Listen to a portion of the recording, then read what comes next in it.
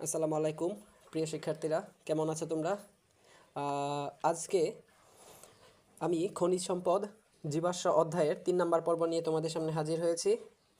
এইখানে আমরা বেসিক্যালি 4টা জিনিসের আলোচনা করেছি: অ্যালকাইন, অ্যালকোহল, অ্যালডিহাইড এবং কার্বক্সিলিক অ্যাসিড। এইখানে আমরা প্রথমে অ্যালকাইন নিয়ে কথা বলবো। গত পর্বে আমরা অ্যালকিন এবং অ্যালকেন নিয়ে কথা বলেছিলাম, তো এবার আমরা অ্যালকাইন নিয়ে কথা বলবো। যেসব যৌগে ত্রিবন্ধন আছে, কার্বন কার্বন ত্রিবন্ধন আছে, সেইগুলো হচ্ছে অ্যালকাইন জাতীয় যৌগ। এই অ্যালকাইন জাতীয় যৌগের সাধারণ সংকেতটা আমরা প্রথম ক্লাসেই দেখেছিলাম যে অ্যালকিনের চেয়ে 2টা কম, CnH2n-2। আর যেহেতু আমার দ্বিবন্ধন হতে অন্তত 2টা কার্বন দরকার, সেই জন্য আমার n এর মান 2 থেকে শুরু হয়। তাহলে n এর মান যদি আমি 2 দেই, তাহলে C2H, n এর জায়গায় 2 × 2 - 2, অর্থাৎ C2H2, যেটাকে আমরা ইথাইন বলবো। এটা হচ্ছে অ্যালকাইন শ্রেণীর প্রথম সদস্য, MCQ আকারে আসতে পারে। তো আমাদের প্রোপাইন হচ্ছে C3H4, বিউটাইন C4H6। এখন আমরা ধরো কথার কথা প্রোপাইন বা বিউটাইন আমরা এটা লিখতে চাই, কিভাবে লিখবো আমরা? যদি আমরা ভেঙে লিখতে চাই, অনেক সময় আমাদের যৌগ গঠন করার খাতিরে ভেঙে লিখতে হয়। এইটা লেখার জন্য আমাদেরকে প্রথমে অ্যালকেনটা লিখতে হবে, বিউটাইন লেখার জন্য বিউটেন লিখতে হবে আগে। বিউটেনটা লিখি, শুরুতে CH3, মাঝখানে দরকার মতো CH2, শেষে CH3, টোটাল 4 কার্বন। আচ্ছা, এখন আমরা যেখানেই আমরা ত্রিবন্ধন দিতে চাই সেই জায়গাটাতে আমরা হাইড্রোজেনের সংখ্যা কমিয়ে দিব। ধরো তুমি এইখানে ত্রিবন্ধন দিতে চাও, তাহলে এই জায়গার দুই পাশে হাইড্রোজেন কমিয়ে দিতে হবে। এখান থেকে যদি আমি একটা হাইড্রোজেন কমাই, CH3-র বদলে CH2 লিখি, আর এইখানে একটা হাইড্রোজেন কমিয়ে দিলাম, তাহলে একটা বন্ধন বাড়লো। আরেকটা হাইড্রোজেন কমিয়ে যদি দেই এখানে, আর এখানে আরেকটা হাইড্রোজেন কমিয়ে দেই, তাহলে আরেকটা বন্ধন বাড়লো। এইভাবে আমরা অ্যালকেন থেকে অ্যালকাইনে পরিণত করতে পারি। আচ্ছা, তাহলে তোমরা পেন্টাইনকে তোমরা ভেঙে লিখে কমেন্ট বক্সে দেখাও। আচ্ছা, এবার আমরা অ্যালকাইনের প্রস্তুতিটা দেখব। ক্যালসিয়াম কার্বাইডের সাথে যখন আমরা পানি দিব, তখন আমাদের ইথাইন হবে, অর্থাৎ ক্যালসিয়াম কার্বাইডকে গোসল করালে ইথাইন হয়। ঠিক আছে?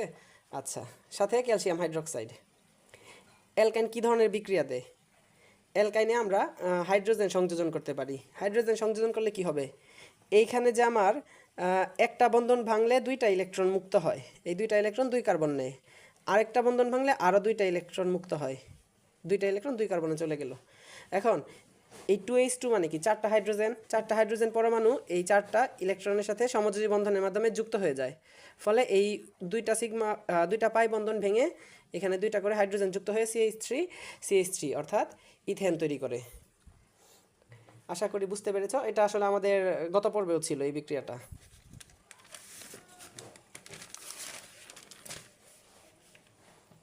এবার খেয়াল করো, খুবই গুরুত্বপূর্ণ একটা বিক্রিয়া, আমি এখানে 3 স্টার দিয়ে রাখছি। এটা হচ্ছে তোমাদের পানি সংযোজন বিক্রিয়া। ইথাইনে যদি আমরা ইথাইনে পানি দেই, তাহলে আমাদের ইথানেল হবে। অনেক সময় সৃজনশীলে প্রশ্ন আসতে পারে যে উদ্দীপকের X যৌগ থেকে Y যৌগটা বানাও, সেখানে প্রভাবক হিসেবে এগুলো দেওয়া আছে। তখন আমাদের বুঝতে হবে যে X যৌগ ছিল ইথাইন এবং Y যৌগ ছিল ইথানেল। এটার প্রভাবকটা কি? 20% সালফিউরিক অ্যাসিড, 2% মার্কিউরিক সালফেট বা HgSO4, 80 ডিগ্রি সেলসিয়াস তাপমাত্রা। এই পরিস্থিতিতে যদি আমরা পানি দেই ইথাইনে, তাহলে সরাসরি ইথানেল হয়ে যাবে। এবার আমরা দেখব যে অ্যালকাইনের অসম্পৃক্ততা। আমরা আগে দেখেছি অ্যালকিনের অসম্পৃক্ততা। অ্যালকাইনে যদি অসম্পৃক্ততা কি? 2 বা 2-এর অধিক বন্ধন, অর্থাৎ ত্রিবন্ধন। তাহলে এখানে কিন্তু আমাদের ত্রিবন্ধন আছে, তার মানে এটা একটা অসম্পৃক্ত যৌগ। এইখানে আমরা 4টা ব্রোমিন যোগ করছি। 4টা ব্রোমিন যোগ করার কারণে ওই হাইড্রোজেন সংযোজনের মতো এখানে 2টা বন্ধন ভেঙে যায়, আর এইখানে 2টা করে ইলেকট্রন মুক্ত হয়। এইগুলোর সাথে ব্রোমিন এসে এইখানে 2টা ব্রোমিন বসে, এইখানে 2টা ব্রোমিন, CH Br2 হয়ে যায়। যেহেতু এই যৌগে 2টা আর 2টা 4টা ব্রোমিন টোটাল, আর এটা এখন একক বন্ধন হয়ে গেছে, মানে অ্যালকেন হয়ে গেছে। তাহলে 4টা ব্রোমিন মানে কি? এখানে টেট্রা ব্রোমো। এখানে যদি কথার কথা ক্লোরিন থাকতো 4টা, তাহলে টেট্রাক্লোরো। তাহলে টেট্রা ব্রোমো আর 2 কার্বনের অ্যালকেন হয়ে গেছে, তাই ইথেন। তাই এটার নাম হয়েছে টেট্রা ব্রোমো ইথেন। যেটা বর্ণহীন, অর্থাৎ এই ইথাইন লাল বর্ণের ব্রোমিনকে বর্ণহীন করে। এটাই হচ্ছে ইথাইনের অসম্পৃক্ততা তথা অ্যালকাইনের অসম্পৃক্ততার প্রমাণ। এবার আমরা দেখব হচ্ছে অ্যালকোহল। অ্যালকোহল যেসব যৌগের কার্যকরী মূলক হচ্ছে OH, আর OH হচ্ছে অ্যালকোহল। আর OH মানে কি CnH2n+1 OH। এখন n এর মান 1 2 3 4 যা খুশি হতে পারে, শুধুমাত্র n এর মান 2 হয় অ্যালকিন এবং অ্যালকাইনের ক্ষেত্রে, বাকি সবার ক্ষেত্রেই অ্যালকিন এবং অ্যালকাইন বাদে সবার ক্ষেত্রেই আমাদের n এর মান 1 থেকে শুরু হয়, যেমন অ্যালকেনে 1 থেকে শুরু হয়, অ্যালডিহাইডে 1 থেকে শুরু হয়, এরকম আর কি। তাহলে অ্যালকোহলেও 1 থেকেই শুরু হয়। এখানে খেয়াল করো CH3 অর্থাৎ অ্যালকাইল মূলক, অ্যালকাইল মূলকের সাথে OH দিলে মিথানল, মিথাইল মূলকের সাথে OH দিছি মিথানল হয়ে গেছে। ইথাইল মূলক C2H5, ইথাইল মূলকের সাথে যদি আমরা OH দিই তাহলে হয়ে গেছে ইথানল। এই ইথানলের 96% জলীয় দ্রবণকে আমরা বলবো রেকটিফাইড স্পিরিট। আর এই রেকটিফাইড স্পিরিটে যদি আমরা সামান্য পরিমাণে মিথানল যোগ করি তাহলে হয়ে যাবে মেথিলেটেড স্পিরিট, যেটাকে আমরা বার্নিশ বলতে পারি। এটা আসলে বিষাক্ত। অনেক সময় বলে না যে বিষাক্ত মদ পানে এতজনের মৃত্যু, তারা আসলে মেথিলেটেড স্পিরিট পান করে। আচ্ছা, এবার আমরা দেখব হচ্ছে কিভাবে আমরা অ্যালকোহল প্রস্তুত করব। এখানে আমাদের আছে কি CH3CH2 অর্থাৎ ইথাইল মূলক এবং ব্রোমিন, তার মানে এটা হচ্ছে ইথাইল ব্রোমাইড। ইথাইল ব্রোমাইডের সাথে সোডিয়াম হাইড্রোক্সাইড যোগ করলে আমাদের এখান থেকে আমাদের যাবে হচ্ছে সোডিয়াম এবং এখান থেকে যাবে হচ্ছে ব্রোমিন। এভাবে সোডিয়াম ব্রোমাইড চলে যাবে। আর এখানে আছে CH3, এখানে আছে CH2, আর এই CH3CH2-র সাথে এই OH যুক্ত হয়ে CH3CH2OH অর্থাৎ ইথানল তৈরি করবে। আবার আমরা অ্যালকিনকে পানি দিলেও অ্যালকোহল হয়ে যায়, এটা আমরা আগেও দেখেছি অ্যালকিনের সময়। এবার আমরা দেখব হচ্ছে অ্যালডিহাইড। অ্যালডিহাইড কি? RCHO অর্থাৎ CHO মূলক আছে যেখানে, HCHO হচ্ছে মিথানেল, CH3CHO ইথানেল, C2H5CHO প্রোপানেল। বলতে পারো C2H5 আছে, তাহলে তো ইথানেল হওয়ার কথা না। এখানে টোটাল কার্বন সংখ্যা গুনতে হবে। টোটাল কার্বন সংখ্যা এখানে কয়টা? এখানে 2টা, এখানে 1টা, টোটাল কার্বন 3টা, এই জন্য এটা প্রোপানেল। এইখানে টোটাল কার্বন কয়টা? 1টা, এইখানে 1টা, আর এখানে 1টা, 2টা, এই জন্য এটা ইথানেল।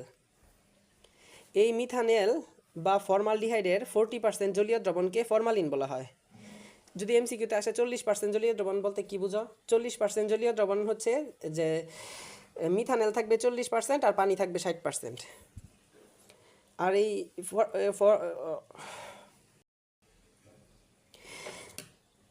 এখানে এই যে ফরমালিন, এই ফরমালিনের মেইন কাজ হচ্ছে মৃত প্রাণী সংরক্ষণ করা। আমার বাসায় ফ্রিজে একটা আপেল ছিল, ওই আপেলটা 6 মাস পর্যন্ত টিকেছে, কিছুই হয় নাই, মানে একটু বাকলটাও কুচকায় নাই, কীরকম যেন। পরে 6 মাস পরে বুঝতে পারলাম যে এটা আসলে ফরমালিন দেওয়া ছিল।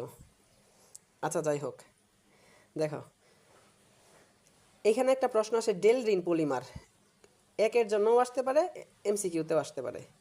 মিথানেলের জলীয় দ্রবণকে যদি আমরা অতি নিম্নচাপে উত্তপ্ত করি তাহলে আমাদের ডেলরিন পলিমার তৈরি হয়।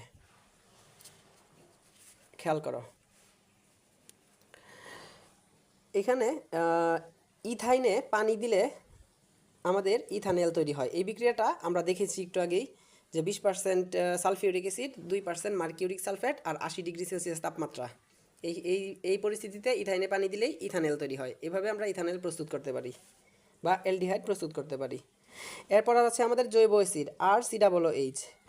এই আর এর জায়গায় আমরা H দিতে পারি, CH3 দিতে পারি, C2H5 দিতে পারি। আমাদের HCOOH হচ্ছে ফর্মিক অ্যাসিড। ফর্মিকা মানে হচ্ছে পিঁপড়া আর কি, পিঁপড়ার নাম থেকে এসেছে। CH3COOH হচ্ছে ইথানোয়িক অ্যাসিড। এখানে আমার টোটাল কার্বন কয়টা? এখানে 1টা, এখানে 1টা, 2টা কার্বন, এই জন্য এটা ইথানোয়িক। C2H5COOH, এখানে 3টা কার্বন আছে টোটাল, এই জন্য এটা প্রোপানোয়িক অ্যাসিড।